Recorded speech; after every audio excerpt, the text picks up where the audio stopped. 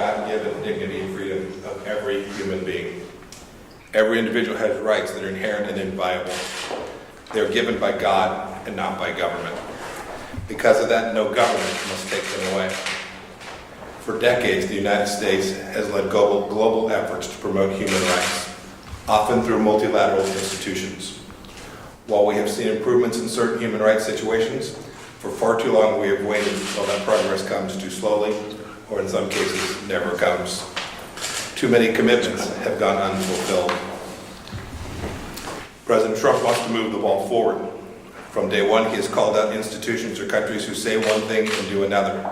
And that's precisely the problem at the Human Rights Council.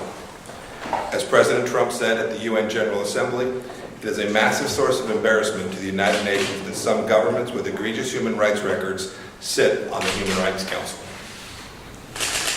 We have no doubt that there was once a noble vision for this council. But today we need to be honest. The Human Rights Council is a poor defender of human rights.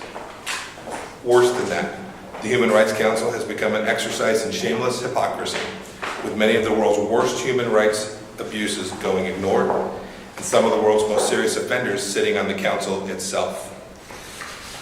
The only thing worse than a council that does almost nothing to protect human rights is a council that covers for human rights abuses and is therefore an obstacle to progress and an impediment to change. The Human Rights Council enables abuses by absolving wrongdoers through silence and falsely condemning those who have committed no offense. A mere look around the world today demonstrates that the Council has failed in its stated objectives. Its membership includes authoritarian governments with unambiguous and abhorrent human rights records, such as China, Cuba, and Venezuela. There is no fair or competitive election process, and countries have colluded with one another to undermine the current method of selecting members. And the Council's continued and well-documented bias against Israel is unconscionable. Since its creation, the Council has adopted more resolutions condemning Israel than against the rest of the world combined. The United States has no opposition in principle to multilateral bodies working to protect human rights. We desire to work with our allies and partners on this critical objective that reflects America's commitment to freedom. But when organizations undermine our national interests and our allies, we will not be complicit. When they seek to infringe on our national sovereignty, we will not be silent. The United States, which leads the world in humanitarian assistance, and whose service members have sacrificed life and limb to free millions from oppression and tyranny, will not take lectures from hypocritical bodies and institutions as America selflessly give their blood and treasure to help the defenseless. Ambassador Haley has spent more than a year trying to reform the Human Rights Council. She is the right leader to drive our efforts in this regard at the United Nations. Her efforts in this regard have been tireless. She has asserted American leadership on everything from the Assad regime's chemical weapons use to the pressure campaign against North Korea and the Iran-backed provocations in the Middle East. Ambassador Haley has been fearless and a consistent voice on behalf of our ally Israel, and she has a sincere passion to protect the security, dignity, and the freedom of human beings around the world, all while putting American interests first. She has been a fierce defender of human rights around the world. I will now turn it over to Ambassador Haley for her announcement on how the United States will move forward with respect to the UN Human Rights Council.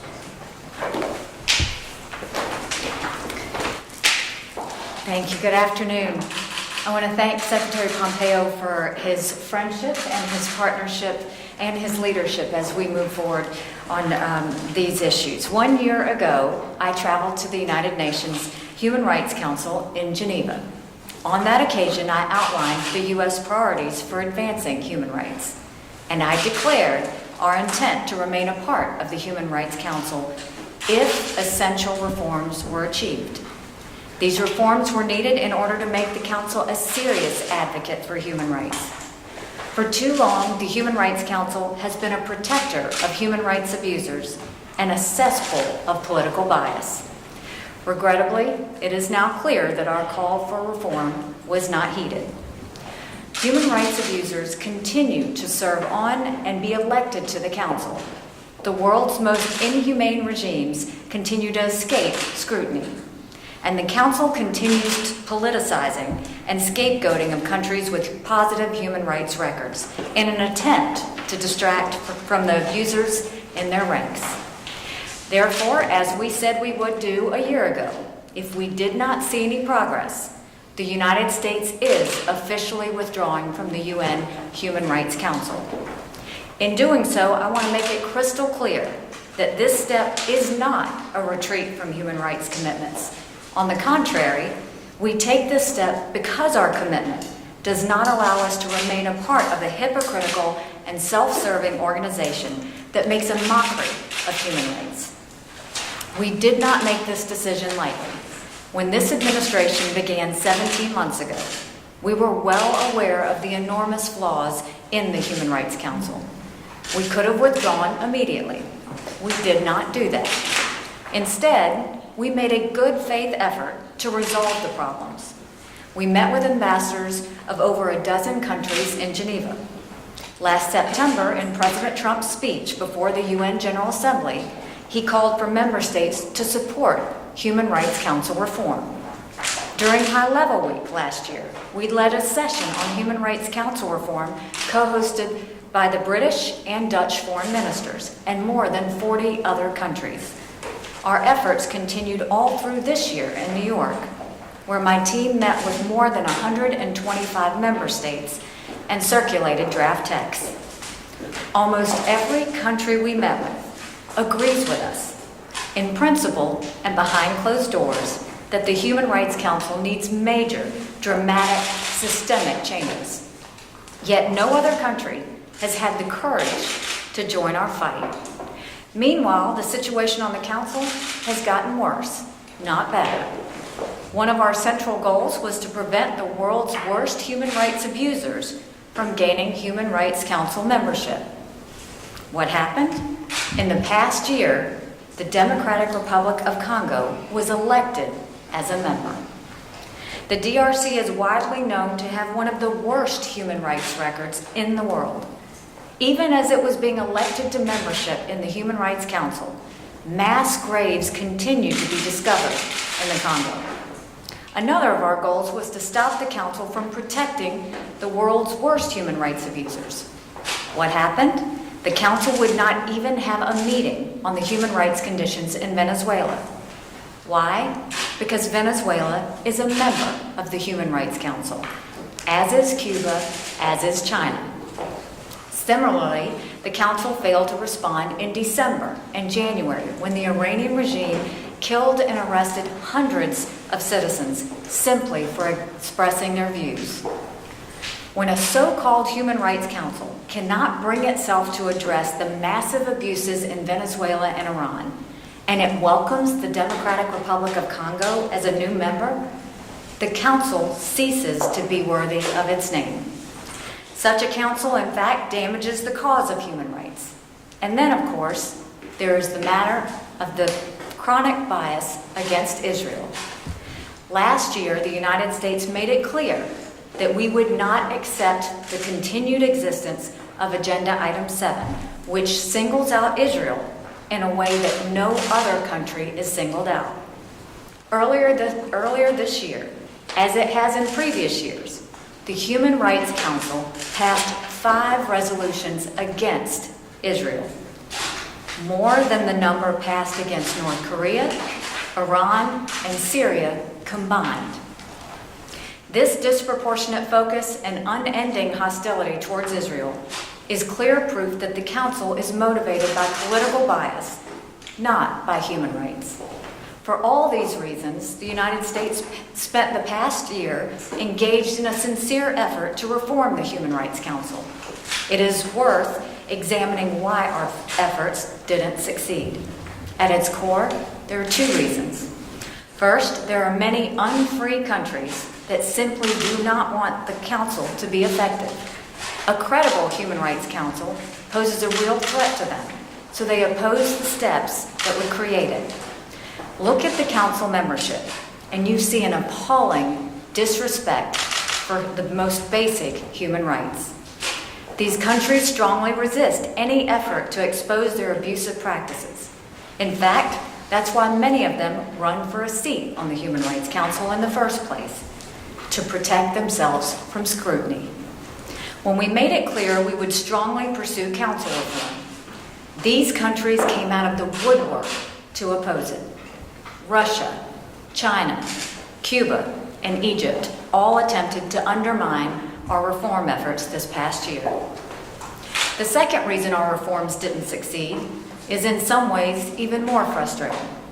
There are several countries on the Human Rights Council who do share our values. Many of them strongly urged us to remain engaged in the Council. They are embarrassed by the obsessive mistreatment of Israel. They share our alarm with the hypocrisy of countries like Cuba, Venezuela, Democratic Republic of Congo, and others serving on the Council. Ultimately, however, many of these like-minded countries were unwilling to seriously challenge the status quo. We gave them opportunity after opportunity and many months of consultations, and yet they would not take a stand unless it was behind closed doors. Some even admittedly were fine with the blatant flaws of the Council, as long as they could pursue their own narrow agenda within the current structure. We didn't agree with such a moral compromise when the previous UN Human Rights Commission was disbanded in 2006, and we don't agree with it now. Many of these countries argue that the United States should stay on the Human Rights Council because American participation is the last shred of credibility that the Council has. But that is precisely why we must leave. If the Human Rights Council is going to attack countries that uphold human rights and shield countries that abuse human rights, then America should not provide it with any credibility. Instead, we will continue to lead on human rights outside the misnamed Human Rights Council. Last year, during the United States presidency of the Security Council, we initiated the first ever Security Council session dedicated to the connection between human rights and peace and security. Despite protests and prohibitions, we did organize an event on Venezuela outside the Human Rights Council chambers in Geneva. And this past January, we did have a Security Council session on Iranian human rights in New York. I have traveled to UN refugee and internally displaced persons camps in Ethiopia, Congo, Turkey, and Jordan, and met with the victims of atrocities in those troubled regions. We have used America's voice and vote to defend human rights at the UN every day, and we will continue to do so.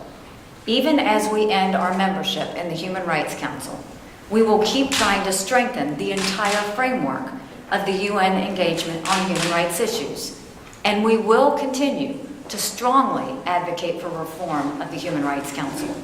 Should it become reformed, we would be happy to rejoin it. America has a proud legacy as a champion of human rights, a proud legacy as the world's largest provider of humanitarian aid, and a proud legacy of liberating oppressed people and defeating tyranny throughout the world. While we do not seek to impose the American system on anyone else, we do support the rights of all people to have freedoms bestowed on them by their Creator. That is why we are withdrawing from the UN Human Rights Council, an organization that is not worthy of its name. Thank you. Ambassador, is the timing related